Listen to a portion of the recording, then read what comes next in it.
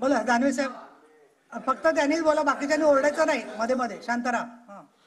सभापती महोदय, नाही बसून ओरडायचं नाही, शांत राहा. खरं तर पॉइंट ऑफ इन्फॉर्मेशन मध्ये कठोर निर्णय घेणं भाग पडतात. सभापती महोदय, तुम्ही मला एवढा वेळ 289 ला दिला नाही, एवढा वेळ भारतीय जनता पार्टीच्या गटनेत्याला दिला. खरं तर हा अन्याय आहे. खरं तर हा अन्याय आहे. किती वेळ द्यायचा ते मी ठरवत असते. खरं तर हा अन्याय आहे. भरपूर वेळ दिलेला आहे. पण माझा या विषयातला मुद्दा असा आहे, मनोज जरांगे पाटलांनी आरोप स्पेसिफिक उपमुख्यमंत्री देवेंद्रजी फडणवीस यांच्यावर केलेले आहेत. परंतु मागचं सगळं 2, 4, 6 महिन्याचं आंदोलन बघितलं तर त्यांनी मान्य मुख्यमंत्र्यांवर कधी आरोप केले नाही, मान्य उपमुख्यमंत्र्यांवर कधी आरोप केले नाही. सभापती मला बोलू द्या. सभापती महोदय, त्यांनी सगळे नाव घेतलं, मला बोलू द्या. तुम्ही 1 मिनिटात संपवा. आणि मग त्यांनी विषय कसा करता तुम्ही? मुख्यमंत्र्यावर आरोप केलेले नाही, उपमुख्यमंत्र्यावर, दुसऱ्या उपमुख्यमंत्र्यावर आरोप केले नाही, तर स्पेसिफिक देवेंद्रजी फडणवीस यांच्यावरच का आरोप केले? तर आमचंही म्हणणं त्याची चौकशी व्हावी. आम्ही कुठे नाही म्हणतोय, याची चौकशी झालीच पाहिजे. कारण आजही त्यांच्या बोलण्यातून असं वाटतं की मान्य मुख्यमंत्र्यावर मनोज जरांगे पाटलांचा आजही विश्वास आहे, कमी जास्त असू शकतो, पण देवेंद्र फडणवीस साहेबांवर त्यांचा विश्वास नाही. आणि याच्यात जातीयवाद निर्माण करणं, आणखी काय काय तुम्ही बोलले मला लक्षात नाही, ते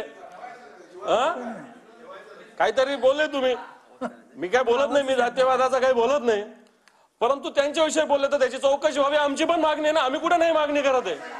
आणि म्हणून मी तर म्हणतो, सगळे ज्यांचं नाव त्यांनी घेतलं सगळ्यांचे कॉल चेक करा, कोणाकोणाचे फोन आले, त्यांचे जे सहकारी आता इकडे तिकडे जातात ते कोणाकोणाला भेटले, त्यांनी कोणाकोणाला फोन केले, याची चौकशी होऊ द्या. SITची कार्यकक्षा जरा मोठी करा.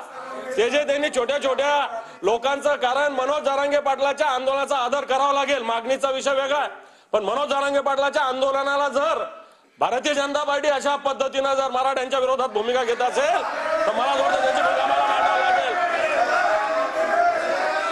आणि म्हणून मनोज जरांगे पाटलाच्या आंदोलनाच्या भूमिकाविषयी या सगळ्या भूमिका असू शकतात, पण ते आंदोलन दडपण्याचा प्रयत्न होतोय, आंदोलन दाबण्याचा प्रयत्न होतोय, आंदोलन दडपण्याचा प्रयत्न होतोय.